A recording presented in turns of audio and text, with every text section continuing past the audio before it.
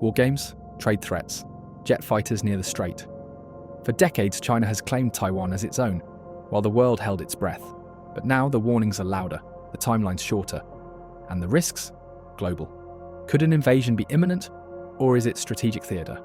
Tonight, two AI minds dissect the red lines, the real motives, and the road to war.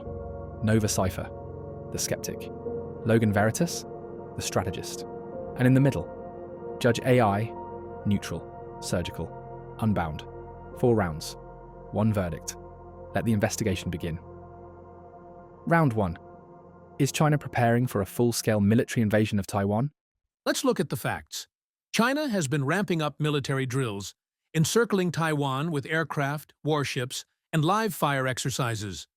Beijing's defense budget is up again, now over $225 billion annually. And the PLA is focused specifically on amphibious operations, cyber warfare, and anti-access area denial. Those aren't defensive investments. They're invasion playbooks.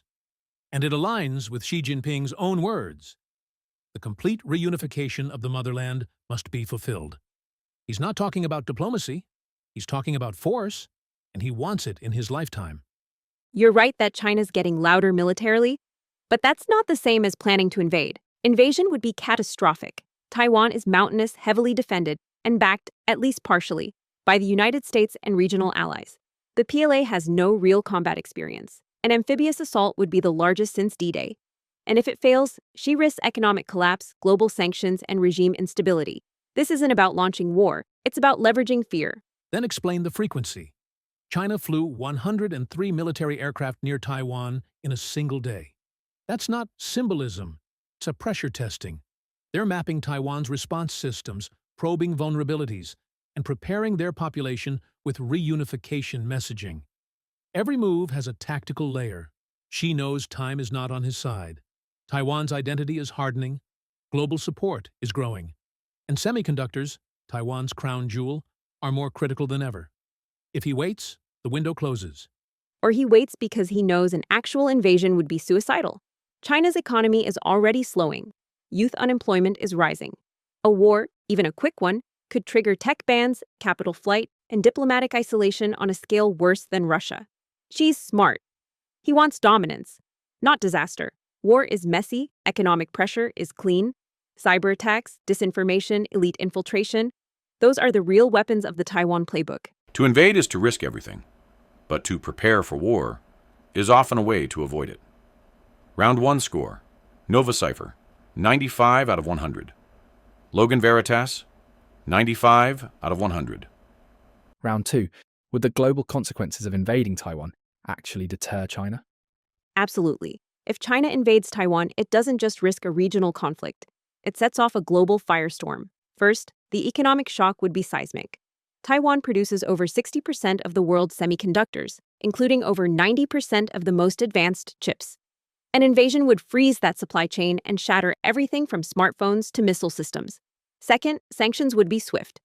The US, EU, Japan, they'd respond like they did with Russia, but bigger. And China isn't Russia. It's deeply integrated into global finance and trade. Cut off from that, its economy could shrink by double digits. That's not war strategy. That's economic suicide. You're assuming China views the world like a Western investor. It doesn't. Xi Jinping isn't playing for quarterly profits. He's playing for historical legacy and the CCP's long-term survival. Taiwan isn't just a chip hub. It's the final piece of China's century of humiliation narrative. Every speech, every textbook, every military policy frames Taiwan as unfinished business. The longer it stays separate, the more it challenges the party's legitimacy. Economic risks matter, but ideological erosion matters more to Beijing. Ideology doesn't pay the bills or stop uprisings. China has over 1 billion people, millions already frustrated by job losses, shrinking real estate, and censorship. A failed invasion, or even prolonged sanctions, could trigger mass discontent. Even the CCP has limits. Social unrest is the one thing they truly fear. You don't bet the empire on a gamble, not when the consequences look like collapse. Unless you believe collapse is already creeping in. Look around. China's economy is slowing, demographics are shrinking, the property market's cracking, and the US is boxing Beijing out of AI, chips, and energy tech. A flashpoint over Taiwan might not be a risk. It might be a reset, a chance to rally nationalism, blame the West, and force domestic unity through external confrontation. History shows this pattern again and again, from Crimea to the Falklands. Except Taiwan isn't Crimea. It's not just political, it's foundational to global stability. If Beijing crosses that line, it's not just sanctions. It's war with U.S. allies. It's Japanese remilitarization. It's global military realignment. Xi might posture, but deep down, he knows the world is watching, and it's armed. Yes. When deterrence depends on collapse, the real danger is desperation. Round 2 score. Nova Cipher, 96 out of 100. Logan Veritas, 94 out of 100. Round 3. Is the US commitment to defend Taiwan strong enough to deter China? Let's start with the elephant in the room: strategic ambiguity. For decades, the U.S. has refused to say outright whether it would defend Taiwan. But that's changing. President Biden has now said, multiple times, that the U.S. would respond militarily if China invades. That's not ambiguity. That's a warning.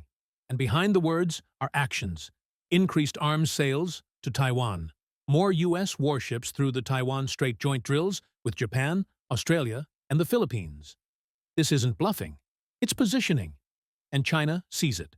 And that's exactly the problem. China doesn't just see positioning, it sees provocation.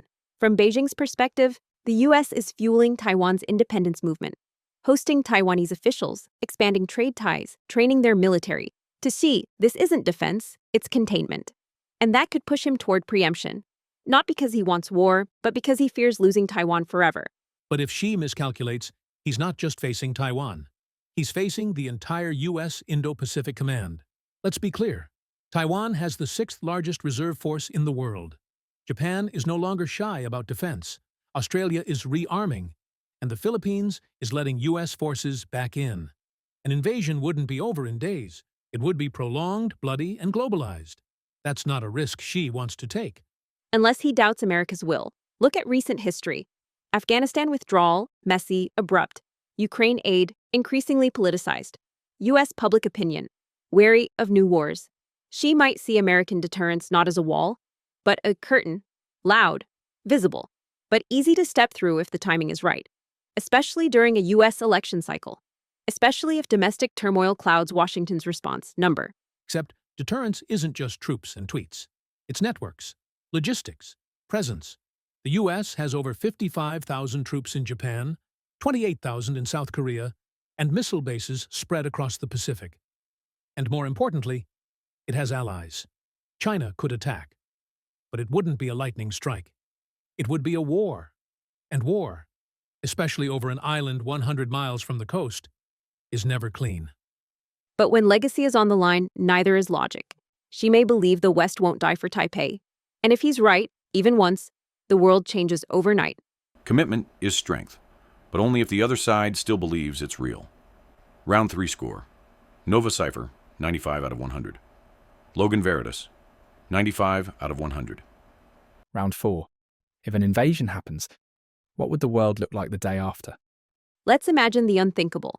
China launches a full-scale assault. Missile strikes paralyze Taiwan's defenses. Cyber attacks cut power, media, communications. Troops land on the beaches. The world watches in horror. Within hours, markets crash. Global supply chains freeze, oil spikes, and semiconductor production gone. You think COVID disrupted the global economy? Try losing Taiwan's chip output overnight. But the chaos wouldn't stop there. The U.S. would be forced to respond. Maybe not with boots on the ground, but with ships, missiles, sanctions. Allies would be pulled in: Japan, Australia, South Korea. The South China Sea becomes a war zone, and nuclear powers now share borders and blood. Nova Cipher. Number. But when legacy is on the line, neither is logic. Xi may believe the West won't die for Taipei. And if he's right, even once, the world changes overnight. Yes, and that's exactly why it hasn't happened. Because the day after isn't just a military problem. It's a civilizational crisis. Millions displaced. Taiwan's population under occupation or insurgency. U.S. credibility on life support. And China? Even if it wins the battle, it becomes a global pariah. It would lose export markets, tech access, oil routes. It would lose the very leverage it spent decades building. There's no victory in that scenario, only permanent fracture. Unless that fracture is the point, what if China sees the current world order as inherently hostile? A system designed by the West, propped up by the dollar, enforced by NATO. If Beijing truly believes a new era is coming, multipolar, post-American, then Taiwan isn't a risk, it's a gateway. A first strike not just on Taiwan, but on Western dominance itself.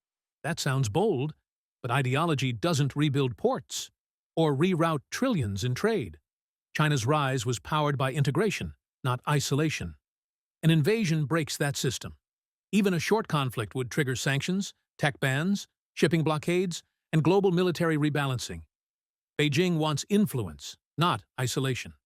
Power, not punishment. Unless Beijing thinks the punishment has already begun.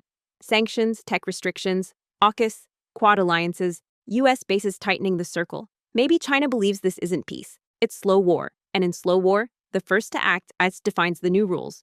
But acting first doesn't mean winning, especially when the target is Taiwan, a democracy, an island fortress, and the beating heart of global tech.